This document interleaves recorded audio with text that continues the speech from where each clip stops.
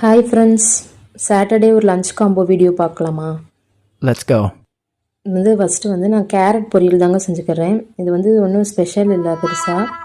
Carrot பொரியல் உருளைக்கிழங்கு பருப்போம்ல அந்த மாதிரி ஸ்டைலில் நான் இன்றைக்கி பொரிச்சிருக்கேன்.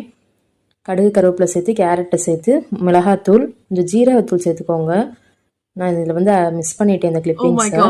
தண்ணிலாம் எதுவுமே சேர்க்க வேணாம். மூடி வச்சு 10 நிமிஷம் ஒரு தடவை கிளறி விட்டுகிட்டே இருந்தீங்கன்னா நல்லாயிருக்கும். இப்போ ரசம் தான் வைக்க போகிறேன். அதுக்கு பூண்டு, சீரகம், பச்சை மிளகா, கருவேப்பிலை, கொஞ்சம் சின்ன வெங்காயம், மிளகு சேர்த்து அரைச்சிட்டு வந்துடலாம். ஒரு குட்டி இன்ஃபர்மேஷன் மட்டும் நான் சொல்கிறேங்க. நேற்று ஜூலை 18 அது என்ன ஸ்பெஷல் டேன்னா இன்டர்நேஷ்னல் நெல்சன் மண்டேலா டே. இந்தியாவில் கொடுக்குற உயர்ந்த விருதான பாரத ரத்னா விருதை நெல்சன் மண்டேலாவுக்கு கொடுத்துருக்காங்கங்க.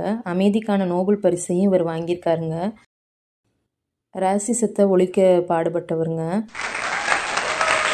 ஏதாவது ஒரு சின்ன சின்ன இன்ஃபர்மேஷன் நம்ம விளாகில் அப்படியே தெரிஞ்சுக்கலாம். தெரிஞ்சுக்கிறது கண்டிப்பாக முக்கியங்க.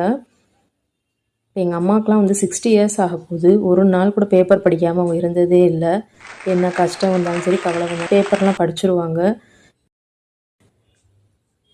வீட்டில் தானே இருக்கோம், எதுக்கு இதெல்லாம் தெரிஞ்சுக்கிட்டுன்னு நம்மளும் இருக்கக்கூடாதுங்க. எல்லா விஷயத்தையும் தெரிஞ்சுக்கணும். நம்ம பிள்ளைங்களுக்காக சொல்லிக் கொடுக்குறதுக்கு நமக்கு உதவும்ல.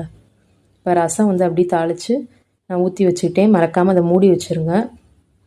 பிரேக்ஃபாஸ்ட்டுக்கு இட்லி தான் வச்சுருந்தேன். அப்போ தான் அந்த ரசத்தோட ஸ்மெல்லு அப்படி போகாமல் இருக்கும்.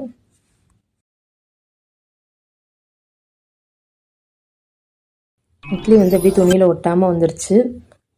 இந்த இட்லி பேட்டர் ரெசிபி வேணும்னா சொல்லுங்கள், எடுத்து வச்சுருக்கேன், போஸ்ட் பண்ணுறேன். இந்த மாவு நான் முழுக்க முழுக்க ரேசன் அரிசியில் தாங்க செஞ்சுருக்கேன்.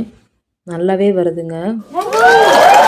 இட்லி ஆறாமல் இருக்கிறதுக்கு நான் இந்த இட்லி சட்டி மேலே வச்சுட்டேங்க. இதில் சின்ன சின்ன டிப்ஸும் இன்றைக்கி வீடியோவில் நான் ஆட் பண்ணியிருக்கேங்க. ஒரே பாத்திரத்திலே கேரட் தாளித்து எடுத்து வச்சுட்டேன். ரசமும் அதிலே செஞ்சுட்டேன். இப்போ அதே பாத்திரத்தில் முட்டையும் பொரிச்சுக்கலான்னு ஆம்லேட்டுக்கு வெங்காயம், பச்சை மிளகா, மல்லித்தலை சேர்த்து பெப்பர், மஞ்சத்தூள் சேர்த்து நல்லா கலக்கிக்கோங்க. இப்போ முட்டையும் பொரித்து வச்சிட்டோம்னா லஞ்சு வேலையும் முடிஞ்சிருச்சு. ஒரு பையனுக்கு தாங்க ஸ்கூலு, இன்னொரு பையனுக்கு ஆஃப் டே தான். சாப்பிட்டுக்கிறேன்ட்டான். நான் முட்டை பொரிக்கும் போதே எனக்கும் பொரிச்சிடாதமா, நான் மத்தியானம் சாப்பிட்டுக்கிறேன்னா.